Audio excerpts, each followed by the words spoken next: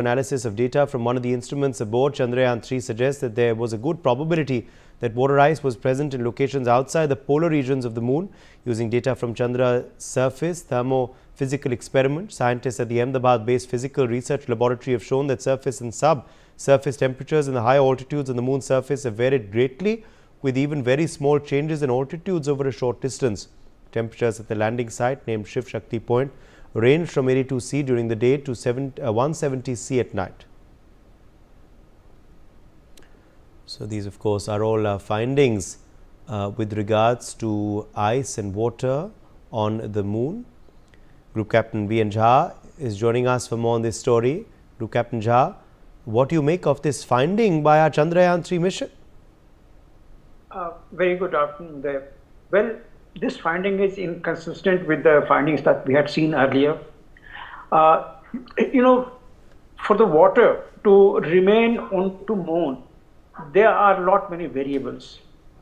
You may be surprised to know that at Earth itself, if we go at altitude above 64,000 feet, our water will evaporate instantaneously, the body water, because the atmospheric pressure is about less than 47 millimeter of mercury, and moon's surface has got no pressure at all.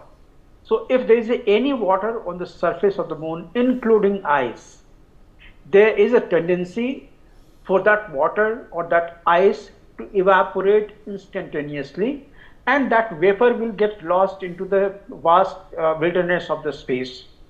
So that's the reality. But however, if there is a water subsurface hidden within the surface of the rocks, or the lith that we call it, so that is the place where, in case if we dig, it is possible to find some even water in the liquid form. You mentioned that the temperature in the daytime in that polar region goes about 64 to 80 degrees Celsius in the daytime, and in the night, lunar night, it drops down to minus 150, 160 degrees Celsius. So in that form, water cannot come as such. For the water to flow, to be extracted in the liquid form, it should be around about plus 0 degree. It should be somewhere in the plus region. When the exploration happens on the lunar surface, after they start drilling into the subsurface, we know there was a possibly volcano activity in the lunar subsurface. If there was a volcano, there could have been water like what we have in the Earth. There is a volcano, there is a water resources in the various layers of the Earth. It is possible that either in the ice form or in the liquid form, water may be there under the surface of the moon. So that is to be explored.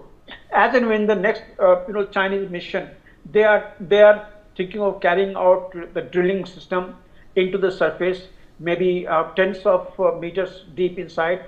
If they are lucky, if the water is there, they should be able to get into it. But that's the problem.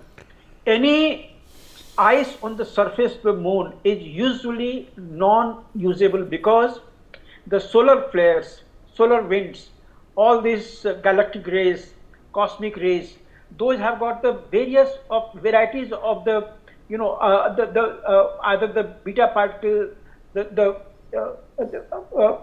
alpha particle, gamma rays. All these surfaces should be contaminated, highly contaminated. That cannot be used. So only possibility is the subsurface, and there are hopes, as you have mentioned. There is the ISRO body literature, as well as some other studies of the past also, which shows that there could be water under the surface of the moon.